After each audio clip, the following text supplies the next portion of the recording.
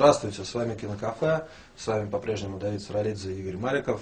И сегодня мы хотели бы поговорить о таком фильме знаменитого и, можно сказать, легендарного режиссера Артура Пелешана «Времена года» и о некоторых других его картинах. Наиболее известная картина Пелешана не только «Времена года», но еще самый главный фильм «Начало», который он снял, собственно, еще будучи студентом ГИКа на 5-м курсе. Это была такая короткая лента документальная, где была нарезка с хроники, все это было положено на музыку «Время вперед». Представлял собой такой, если не манифест, то концептуальную картину, философскую, и то, что потом называли поэтическим кино. А «Времена года» продолжает эту традицию. Картина без дикторского текста, без слов, где все строится исключительно на изображении и на том методе, который открыл, собственно говоря, сам Артур Пелешан. То есть, по сути, поговорим позднее. По сути, Артур Пелешан является родоначальником поэтического документального фильма. В некотором роде да, хотя сложно сказать, что именно он впервые открыл такую вещь, как поэтический документальный кинематограф. Это было все-таки до этого, но он его значительно развил, скажем так, сейчас во многом это имя связывают вот с этим направлением. Хотя это не только его заслуга, то есть, скажем, заслуга его не только в поэтическом кинематографе. Пелешан замечательный теоретик кино и практик, и тот метод, который он открыл, действительно, метод называется метод дистанционного монтажа. Он написал книгу про него. Он написал книгу и статьи, сначала статьи, потом книгу. Вот, это действительно вот его новшество, которое было позднее использовано вот в картинах замечательного режиссера Годфри Реджо, который сам называет себя учеником Пелешана. Но перед тем, как говорить о дистанционном монтаже, о теории кино, лучше вот сначала поговорить о самой картине «Времена года». В картине практически нету закадрового текста, то есть его нету вообще. Его нету вообще, ни в одной картине Пелешана нету ни закадрового, ни кадрового голоса. Что, по сути, как-то противоречит канонам документалистики. И, опять же, нету титров. То есть, по сути, картина строится на монтаже и на музыке. На музыке, на монтаже. Вот, у него там Вивальди играл и народные мотивы какие-то. Да, но не могу сказать, что это прям противоречит документальному кино, потому что кино начиналось как документальное кино. Скажем так, сейчас на канале Discovery очень не используется, не практикуется подобное кино. А это научно-популярное кино. А не игровое кино, оно очень довольно широко распространено, то есть, в смысле, это имеет разные формы. Это не обязательно научпоп, есть картины документальные, скажем, на 10 минут старше Герца Франка, где мы просто смотрим мальчика, который наблюдает спектакль. Смотрим, как изменяется его лицо. Там нету слов, нету дикторского голоса, но все понятно, о чем эта картина. И замечательно образец такого кино, кстати, даже не поэтического. А Пелешан, он рисует, создает такой мир, документальный, да, окрашенный действительностью, преподносит вот эту действительность в виде такого, не приключения, какого-то эпоса, сказания, вот, исключительно с средствами кинематографа, то есть монтажа и операторской работы.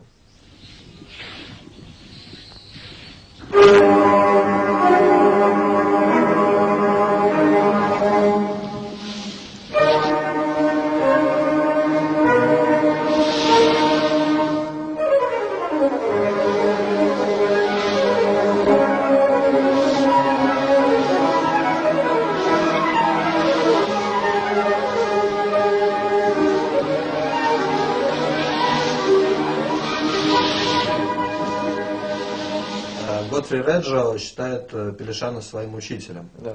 Он снял много картин, и в том числе картины. Немного 5 картин. 5 картин, из них 3 картины, да, из них 3 картины были созданы с Филиппом Глассом, таким знаменитым композитором.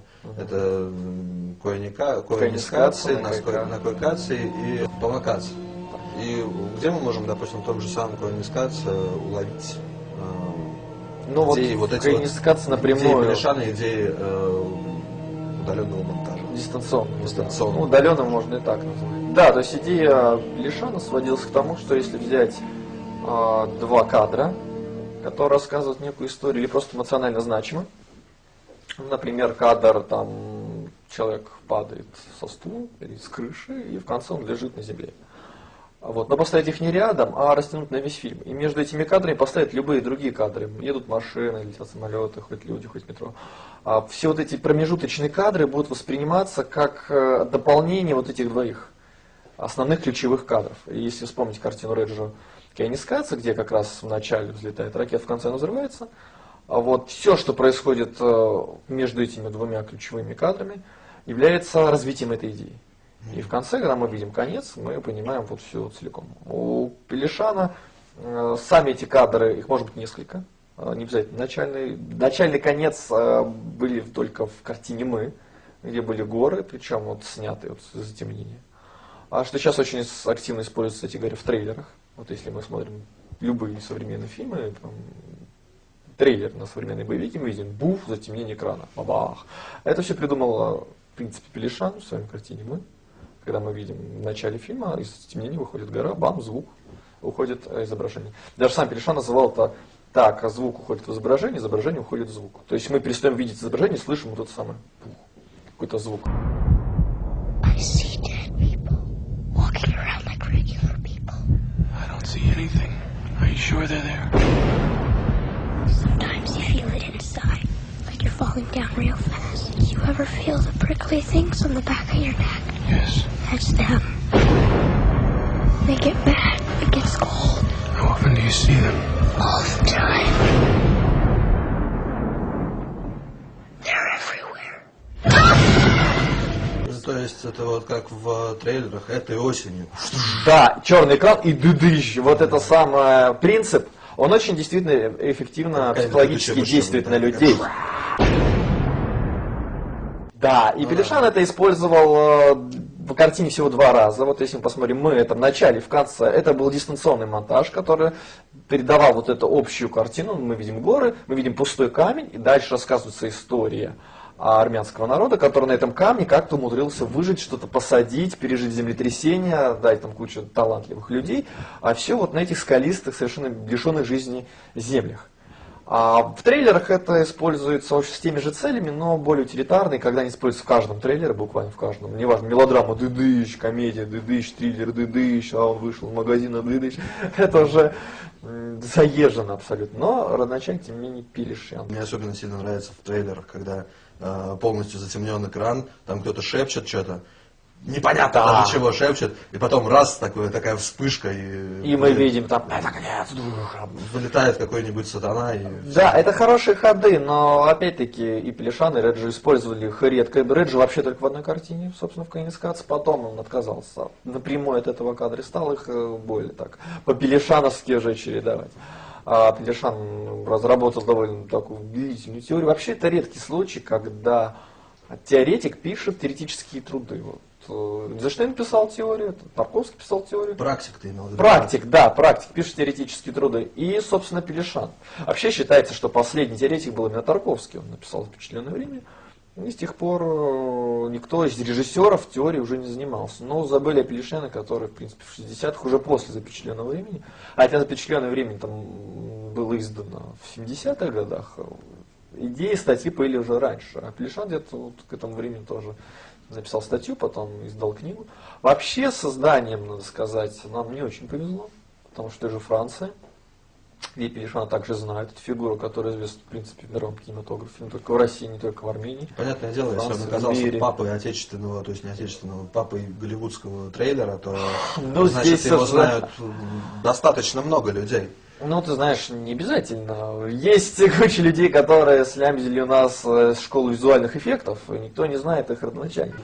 А то, что называют поэтической документалистикой, в принципе, это картина, которая не имеет четкого высказывания, скажем так. Это высказывание, оно как-то эпически визуально оформлено, но не имеет какой-то конкретной позывной деятельности, как социальный кинематограф, который призывает к какому-то действию или осмыслению действительности, что мы должны видеть мир так, мы должны понять то-то, мы должны увидеть вот такие-то вещи, что происходит в мире, в экономике, в экологии, где угодно.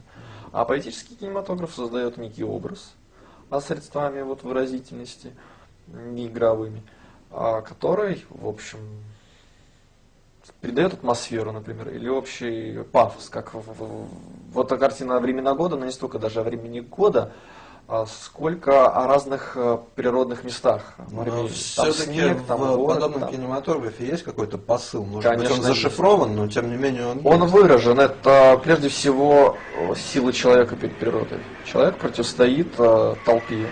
В картинах Пелешана всегда есть толпа. Опять-таки, это могут быть люди, это могут быть животные, это могут быть груды чего-то, неодушевленные, груда камней. Вот. И есть какие-то отдельные люди, которые этому противостоят. Противостоят не в плане какого-то конфликта, не сражаются, или там что-то происходит, но мы можем видеть каких-то героев, которые, вот, несмотря на окружающую враждебную среду, оказываются побежденными. То есть побеждают, не побежденные, они победители этой среды.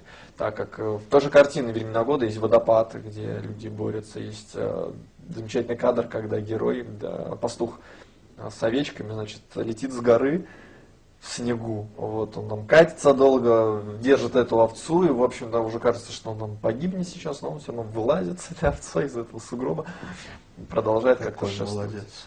Вот, да, герой, человек побеждает. И вот, но это, конечно, картина все равно ориентирована так или иначе к армянам, что вот мы армяне, вот мы построили город и на пустом месте. Своеобразная национальная идея в кадре. Такая. Да, он очень, как никто, наиболее связан со своей родиной, со своей природой. Вот он, в принципе, скорее армянский, такой 100% армянский режиссер, хотя он живет сейчас в Москве. Но по духу он остался абсолютно верным, преданным вот своей родине. И все картины, в принципе, про Армению.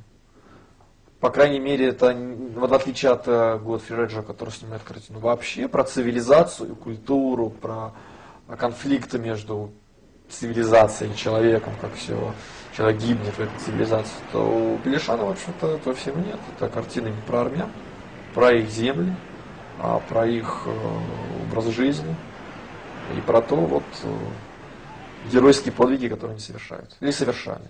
Это не первый и не последний раз, когда мы возвращаемся к этому автору, к Пелешану.